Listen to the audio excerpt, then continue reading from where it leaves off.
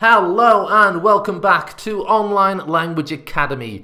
I'm Greg and we are doing 101 common slang words and expressions in British English. This one is part 5. We're doing 10 words and expressions in every video. So click subscribe and click the bell notification if you want to be notified of my next 5 videos on this topic. Let's get started. The first one today is gobsmacked. In the previous video, I told you that gob was a word for mouth in English, and smack is this. But gobsmacked means really, really surprised. I was gobsmacked when she told me the news. I was absolutely gobsmacked. Really, really surprised. The next one is grub, and grub is a word which means food. Okay, food. I need to get some grub and then we can go out of the house. Grub. If someone talks about grub, they're talking about food. Okay, the next one is gutted. Gutted. If you are gutted, you are extremely disappointed. We often use this when we're talking about, we use it in many situations in British English. A very common one is when you're watching a football match and the other team scores a winning goal in the last minute. You could say, oh, I was gutted. Okay? You get an interview for a job that you really want and you don't get the job. How do you feel? Gutted. Absolutely gutted. The next one is a beautiful expression, and it is hanky panky. Hanky panky.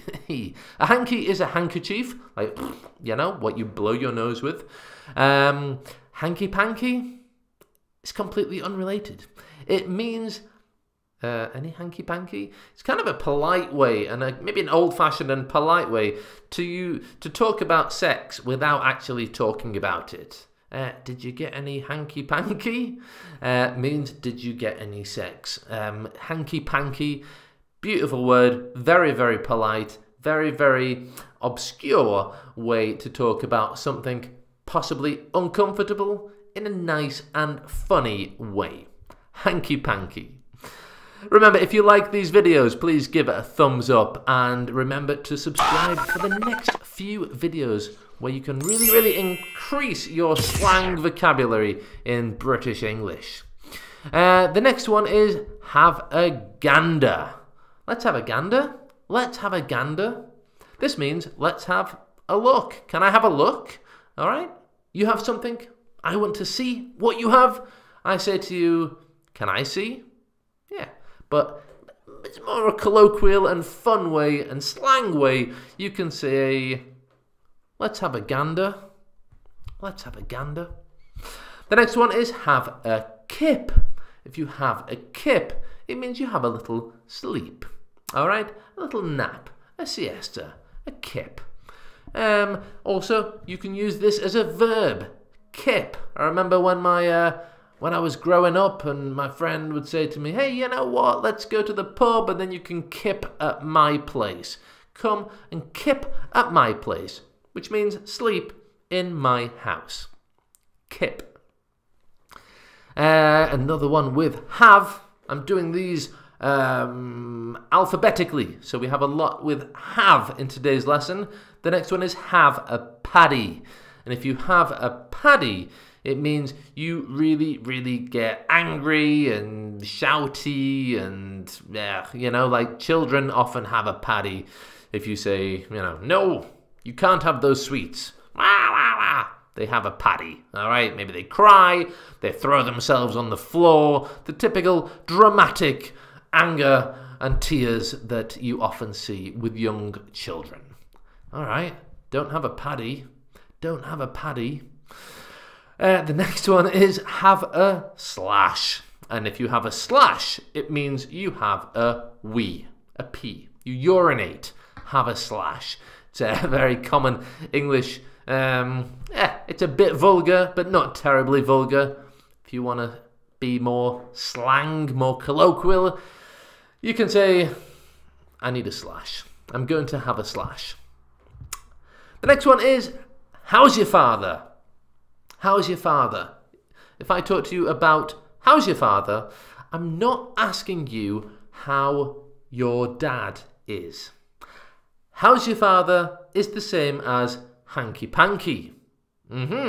Hanky Panky and how's your father?